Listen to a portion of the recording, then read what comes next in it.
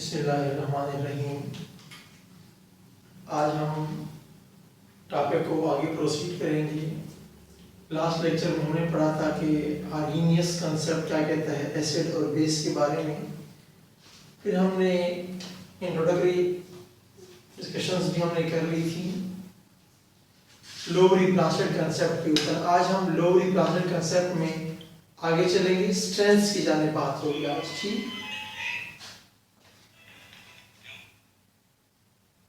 तो lower branched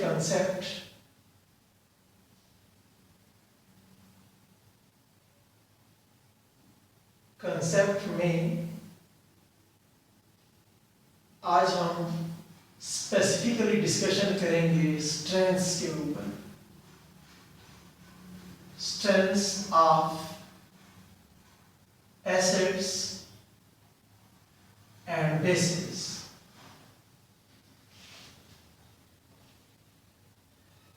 आप लोग जानते हैं कि लोवरी ब्रास्टेड ने हमें इक्विलिब्रियम का कंसेप्ट दिया। इक्विलिब्रियम का कंसेप्ट कैसे कि आपके पास एक जनरल एसिड है, इसको जब आप पानी में डालेंगे तो क्या होगा, ये एज ए बेस काम करेगा और ये एज ए एसिड काम करेगा। तो क्या बनेगा, एसिड डोनेट H+। ये देखें आपके पास हाइड्रोऑक्सोनियम आयन बन जाएगा और आपके पास A नेगेटिव बनेगा और ये सिस्टम इक्विलिब्रियम में होता है, दोनों जाने के काम जारी रहता है। तो कल आपको बताया गया था कि अब hydroxonium ion act as an acid and this ion act as a base। यानी आपने क्या देखा कि H2O एक बेस के तौर पे यहां पे काम कर रहा है। काम करने के बाद उसे क्या बन गया है, उससे एक एसिड बन गया है। तो base is generator off N acid.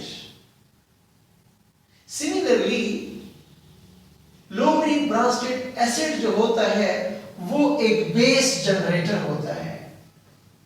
यानी जब एसिड और बेस रिएक्शन करते हैं, सॉल्ट और वाटर नहीं बनता, बल्कि एसिड और बेस जब लड़ते हैं नए एसिड नए बेस बनाते हैं।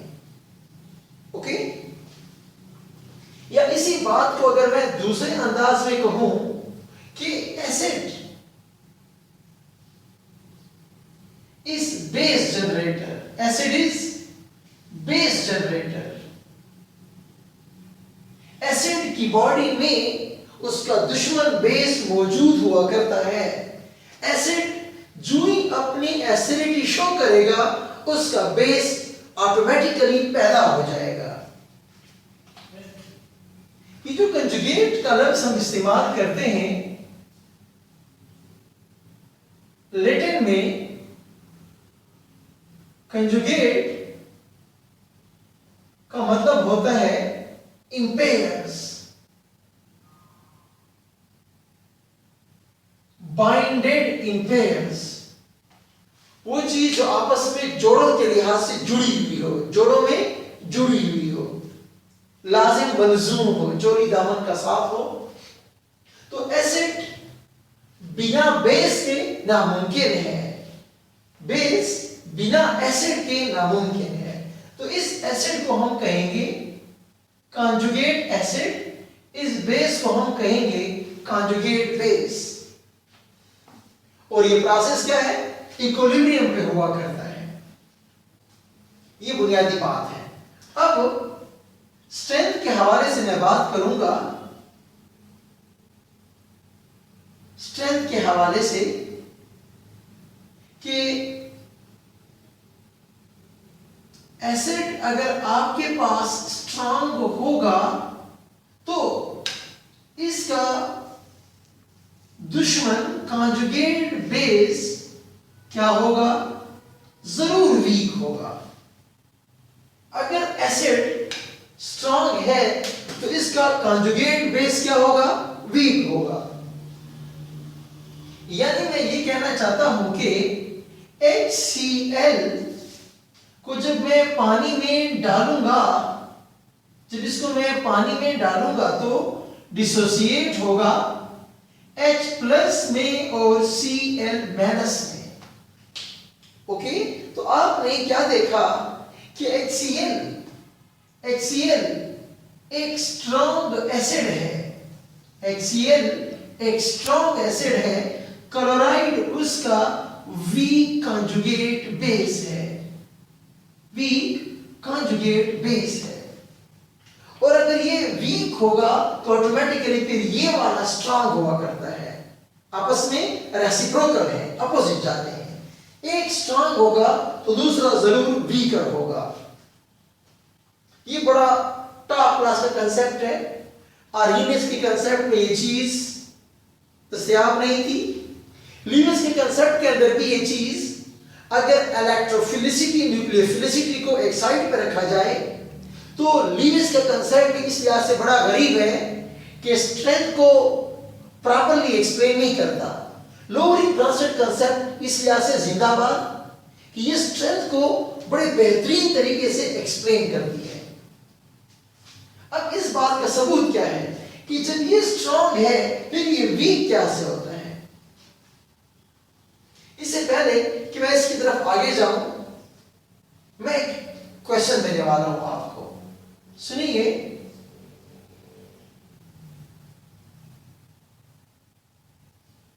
If HA ionizes as theism, now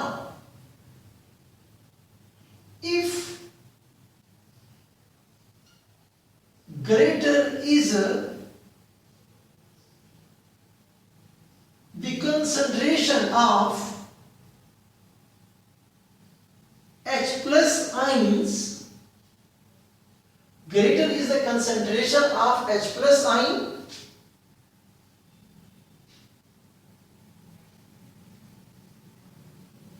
what will be the strength, what will be the strength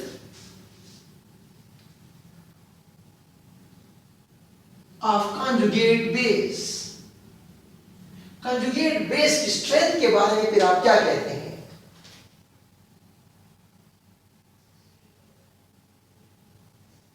stronger होगा,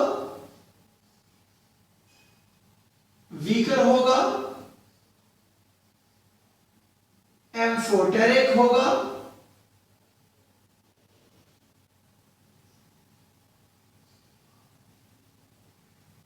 none of these। अब देखें, पकड़े बात को। if greater is the concentration of H plus ion, अगर H plus ion की concentration आपके पास ज्यादा पड़ी हुई है, पकड़े इस बात को, अगर H plus की कंसंट्रेशन ज्यादा होगी, इट मींस कि एसिड ज्यादा आयोनाइज हुआ होगा। इट मींस कि एसिड का काम क्या है? H plus देना, वो अपना काम ज्यादा कर चुका है। और जब H plus आयन ज्यादा होंगे तो A नेगेटिव आयन्स भी ऑटोमेटिकली ज्यादा होंगे। तो जब A नेगेटिव आयन ज्यादा है, H plus आयन ज्यादा है, इस इक्विलिब्रियम के बारे में आपका क्या ख्याल है? जरा पकड़िए बात को। मैं एसिड हूं, आपकी तरफ H plus फेंकता हूं, आप क्या करोगे? आप H plus एक्सेप्ट करके दोबारा एसिड बनाते हो। तो मेरी तरफ से स्पीड बहुत ज्यादा है, मैंने ज्यादा H plus आयन आपकी तरफ फेंके, मैंने ज्यादा नेगेटिव आयन की तरफ फेंके, जबकि आप कमजोर वाक़या हुए हैं, आप अपना काम प्रॉपर्ली नहीं कर रहे। तो बेस का काम है H plus को पकड़ो, एक्सेप्ट करो और एसिड बनाओ। और अगर A negative ion conjugate base अपना काम नहीं करेगा तो हम क्या कहेंगे इसको? हम इसको जनाब नालायक कहेंगे। ओके, हम इसको नालायक कहेंगे। ये हमारा बेस जो कंजुगेट बेस है ये नालायक हो जाएगा। Okay, what will be the strength of conjugate base? It will be weaker. पागल ना बने, प्लीज पॉइंट पकड़ें। अगर एसिड की कंसंट्रेशन ज्यादा पड़ी है तो एसिड नालायक है, क्योंकि एसिड की मिकदार ज्यादा पड़ी हुई, अपना काम कौन सा है उसका, H+ आयन दो। मैं कई बार कहा चुका हूं कि चीनी अगर पानी में पड़ी है और हल नहीं होती तो चीनी नहीं है बल्कि चूना कहो इसको। चीनी अपना काम करे तो चीनी है, नहीं तो नहीं। लाइकवाइज एसिड का काम क्या है, H+ आयन दो। H+ आयन दे रहा है, ज्यादा दे रहा है, उसको हम स्ट्रॉन्ग एसिड कहते हैं। स्ट्रॉन्ग एसिड और बेस की बड़ी बेहतरीन डेफिनेशन, जो मैक्सिमम करंट पास करे। क्यों? मैक्सिमम वो आयनाइज हुआ होगा। जो मैक्सिमम आयनाइज हो जाए वो स्ट्रॉन्गर होगा, चाहे वो एसिड हो चाहे वो बेस हो। ओके, तो अब ये वाली बात जो हम कर रहे हैं कि अगर ये आयन ज्यादा होंगे तो बेस नालायक हुआ तो एसिड क्या होगा, लाइक होगा। ये बातें हम कहां से कह रहे हैं, ये बातें हम यहां से करते हैं।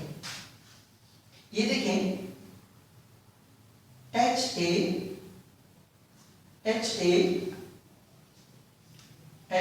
आयन, a negative आयन,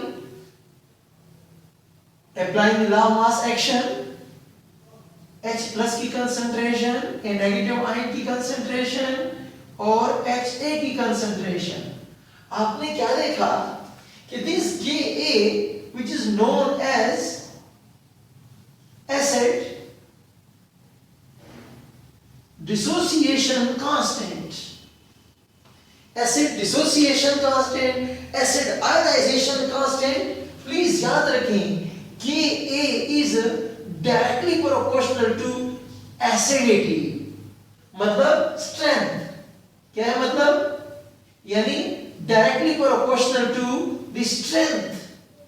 आप देखिए कि A की वैल्यू ज्यादा होगी अगर H+ आयन ज्यादा हुए, और अगर ये नेगेटिव आयन ज्यादा हुए तो आपका एसिड का जो कांस्टेंट है Ka, उसकी वैल्यू बढ़ी हुई होगी।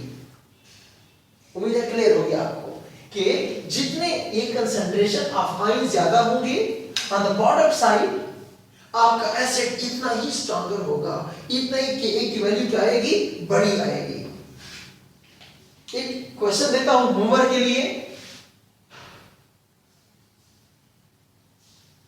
कि अगर मेरे पास कोई डाइप्रोटिक एसिड है, कोई डाइप्रोटिक एसिड है, तो यूनिट्स ऑफ Ka क्या होंगे। और अगर कोई मेरे पास ट्राइप्रोटिक एसिड है तो उसके लिए Ka के यूनिट्स क्या हो जाएंगे। अभी तो आसान है ना, ये कोई मोनोप्रोटिक एसिड है, मोनोप्रोटिक एसिड एक H+ आयन देगा, तो ये देखिए कंसंट्रेशन कैंसिल। इस वक्त आपके पास यूनिट्स क्या बचते हैं, इस वक्त आपके पास यूनिट बचते हैं मोल पर dm³ are the units of this equilibrium constant known as acid dissociation constant। हम डिस्कस कर रहे थे लोबरी-ब्रांस्टेड का कंसेप्ट कि एसिड बेस के स्ट्रेंथ को वो कैसे एक्सप्लेन करता है। तो आपने देखा कि इक्विलिब्रियम का सहारा लेते हुए बड़े स्ट्रॉन्ग मैथमेटिकल कैलकुलेशन के थ्रू Ka की वैल्यू से क्लियर करते हैं कि जितनी Ka की वैल्यू ज्यादा होगी इतना ही क्या होगा, एसिड आपका स्ट्रॉन्गर होगा। अब देखिए मेरे पास कोई कॉन्जुगेट बेस करें किसी का, ओके, Ha बन जाएगा प्लस हाइड्रोक्सिल आयन, तो Kb क्या बन जाएगा,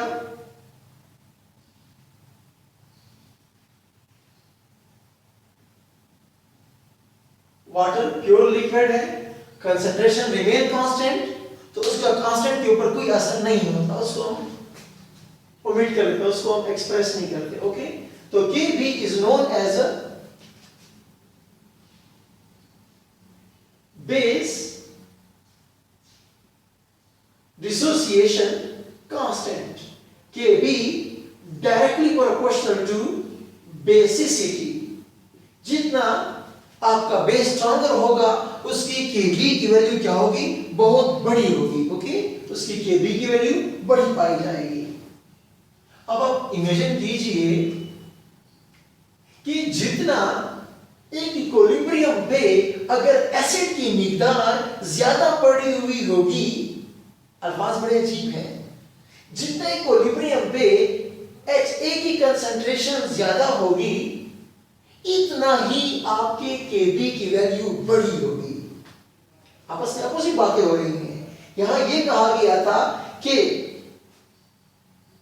कंजुगेट बेस की कंसंट्रेशन ज्यादा हो, यहां हम कहते हैं कि एसिड की कंसंट्रेशन ज्यादा हो। तो आप देख रहे हैं कि Ka और Kb आपस में इनवर्सली रिलेटेड हैं। Ka और Kb आपस में इनवर्सली रिलेटेड होते हैं। ओके, दैट्स व्हाई हम ये कह चुके हैं कि अगर एसिड स्ट्रांग होगा तो उसका कंजुगेट बेस वीक होगा, अगर एसिड वीक है तो कंजुगेट बेस उसका स्ट्रॉन्गर होगा। ओके, अब एक कदम आगे चलें प्लीज। वाटर एक वेरी वेरी पुअर इलेक्ट्रोलाइट है, वेरी वेरी पुअर इलेक्ट्रोलाइट है। तो अगर हम लोवरी ब्रांस्टेड कंसेप्ट को अप्लाई करें कि वाटर में वाटर ऐड कर दिया जाए तो हमारे पास हाइड्रोऑक्सोनियम आयन, हाइड्रोक्साइड आयन बनेंगे। तो इस वक्त फिर क्या होगा कि W is equal to H3O plus ion and hydroxyl ion at 25 degree centigrade. इसकी वैल्यू हमारे पास है 10 की पावर -14 मोल स्क्वायर पर डीएम की 6। ओके, हम के W की यूनिट्स लिखा नहीं करते, लेकिन आपको पता होना चाहिए कि आपके पास यूनिट्स ये वाले हैं। हाइड्रोक्सोनियम आयन को शॉर्टकट आप H प्लस आयन भी लिखते रहते हैं। ओके, तो अब हम किस जाने जाएंगे। अब अगर आप देख लें इस इक्वेशन को भी आप देख लें, इक्वेशन नंबर 2 को देख लें, आप यहां पर इस इक्वेशन नंबर 1 को भी देख लें। If we multiply equation 1 and 2 तो क्या हो जाएगा, आपके पास शॉर्टकट ये वाला आंसर आएगा।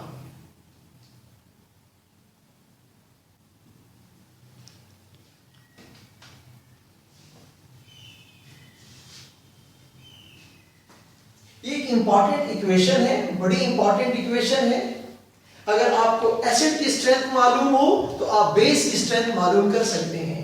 अगर आपको एसिड आयनाइजेशन कांस्टेंट गिवन हो तो आप Kb मालूम कर सकते हैं। कैसे करेंगे, ये देखें, Ka is equal to Kw divide by Kb। Simple इस अरेंजमेंट से आप Ka या Kb की वैल्यूज को बड़े आसानी से मालूम कर सकते हैं। यहां पर आपके पास ईटा में न्यूमेरिकल भी बन सकते हैं। अगर Kw की वैल्यू तो आपको पहले से नोन होती है, पहले से आपको Kw की वैल्यू का पता होता है। जरा एक इक्वेशन देखिए,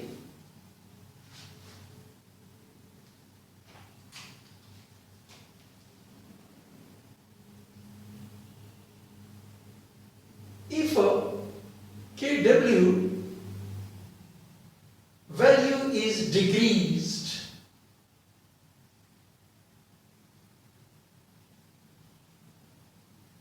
what will happen,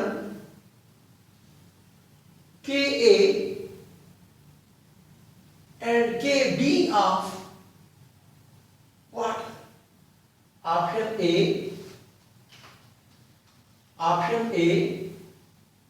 Ka value Kb से बढ़ जाएगी।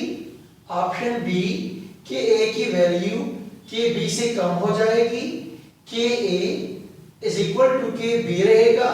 डी, अनप्रिडिक्टेबल, हम नहीं बता सकते क्या हो जाएगी। बड़ी आसान सी स्टोरी है। जब Kw की वैल्यू आपने इंक्रीज की है या डिक्रीज की है, आप टेम्परेचर बढ़ाएं तो Kw की वैल्यू बढ़ती रहती है। ओके, तो Kw की वैल्यू अगर इंक्रीज होगी तो जनाब वाटर के अंदर तो जितने हाइड्रोक्सिल है तो उतने H+ आयन भी हैं, दोनों आपस में बराबर रहेंगे। जब दोनों आपस में बराबर रहेंगे तो वो वाटर न मजीद एसिडिक होगा न मजीद बेसिक होगा। वाटर इक्वली रहेगा, न्यूट्रल रहेगा, चाहे Kw की वैल्यू बढ़ाते हैं चाहे Kw की वैल्यू को कम करते हैं। हाँ ये जरूर है कि अगर Kw की वैल्यू आप कहते हैं कि लेट 10 की पावर -12 हो गई लेट, तो फिर क्या होगा, फिर आपके पास क्या हो जाएगा, उसका H+ आयन कंसंट्रेशन भी -6 होगा, उसके हाइड्रोक्सिल आयन की कंसंट्रेशन भी -6 हो जाएगी। ओके, तो ये हमारे पास कंसेप्ट था Ka और Kb की वैल्यूज का। अब बाज़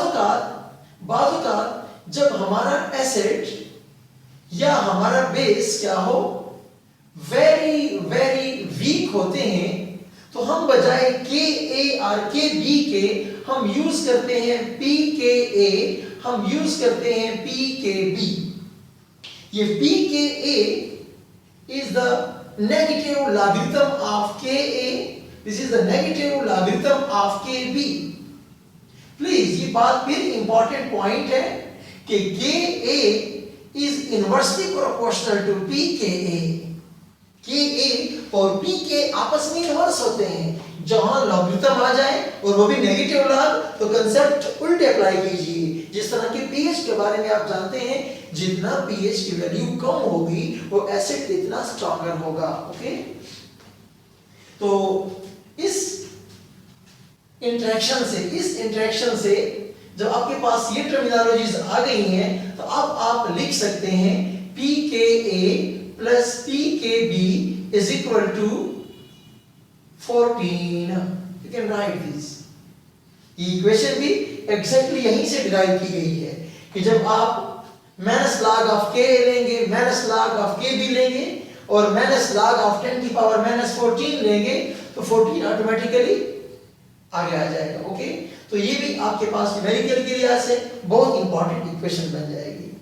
तो लोबरी-ब्राउज़लेट कंसेप्ट इक्विलिब्रियम को इस्तेमाल करते हुए बड़े बेहतरीन तरीके से एसिड और बेस की स्ट्रेंथ को एक्सप्लेन करता है। इसके अलावा एक बात मैं और भी क्लियर कर दूं, अक्सर औकात आप ये पूछ भी रहे होते हैं कि स्ट्रेंथ का और कंसंट्रेशन का आपस में क्या ताल्लुक है। एक एसिड की स्ट्रेंथ से क्या मुराद है, एक एसिड की कंसंट्रेशन से क्या मुराद है। प्लीज, स्ट्रेंथ आपके बस की चीज नहीं है कि आप चेंज करें। कंसंट्रेशन आपके हाथ की चीज है, जितना कम करें, पानी डालते जाएं, डाइल्यूट करें, पानी कम करते जाएं, कंसंट्रेट कर दें। तो एसिड, सल्फ्यूरिक एसिड एक स्ट्रॉन्ग एसिड है, स्ट्रेंथ के लिहाज से एक स्ट्रॉन्ग एसिड है। कंसंट्रेशन आपकी मर्जी है, डाइल्यूट कर दो या कंसंट्रेटेड कर दो। स्ट्रेंथ में आप गड़बड़ नहीं कर सकते हो, कंसंट्रेशन में आप गड़बड़ कर सकते हैं। कंसंट्रेशन मींस गिवन वेसल में, एक गिवन बीकर में कितने सॉल्वेंट के अंदर कितना एसिड आयोनाइज किया गया है। Given how much solute is being dissolved in how much amount of solvent is concentration. तो प्लीज, एक स्ट्रॉन्ग एसिड ढीला भी हो सकता है, डाइल्यूट भी हो सकता है और कंसंट्रेटेड भी हो सकता है। तो कंसंट्रेशन एक अलग चीज है, हम उसको चेंज कर सकते हैं। जबकि स्ट्रेंथ उसकी बाय बर्थ प्रॉपर्टी होती है, उसकी एबिलिटी होती है how much you can ionize. जितने आपके अंदर एबिलिटी टू गेट आयोनाइज ज्यादा होगी, आप इसी कदर क्या होंगे, एक स्ट्रॉन्गर एसिड या बेस होंगे। जितने भी स्ट्रॉन्ग एसिड हैं, जितने भी स्ट्रॉन्ग बेसेस हैं, वो स्ट्रॉन्ग इलेक्ट्रोलाइट हैं, उनका एक्वासिस्टम, उनके aqueous solution fully maximum current pass करेगा। एक और टर्मिनोलॉजी भी है, उसको हम बोलते हैं percentage ionization. Okay, percentage ionization, जिसकी परसेंटेज 100 होगी वो सबसे स्ट्रॉन्गेस्ट होगा। स्ट्रेंथ वाइज एक एसिड या बेस 100 तक अगर उसकी परसेंटेज पहुंचती है तो वो क्या होगा, वो आपके पास में स्ट्रॉन्ग एसिड या बेस कहलाया जाएगा। जितनी उसकी परसेंटेज कम होगी, जितनी उसकी परसेंटेज कम होगी, इसी कदर क्या होगा, जितनी उसकी परसेंटेज कम होगी इसी कदर उसकी कंसंट्रेशन, जब आपके पास परसेंटेज कम होगी तो वो एक नालायक एसिड होगा, एक वीकर एसिड कहलाया जाएगा। ठीक, इसके अलावा टर्मिनोलॉजीज हमारे पास हैं एसिड्स की और बेस की, कि कुछ एसिड होते हैं मोनोप्रोटिक, कुछ होते हैं डाइप्रोटिक, कुछ होते हैं पॉलीप्रोटिक। ठीक है, मोनोप्रोटिक, डाइप्रोटिक, पॉलीप्रोटिक, या हम उनको ऐसे भी कहते हैं कि मोनो एसिड, हम उसको ऐसे भी लिखते रहते हैं। फॉर एग्जांपल HCl है, HCl, मैं इसको ऐसे भी कहता हूं कि ये एक मोनोप्रोटिक एसिड है, ये एक मोनोप्रोटिक एसिड है।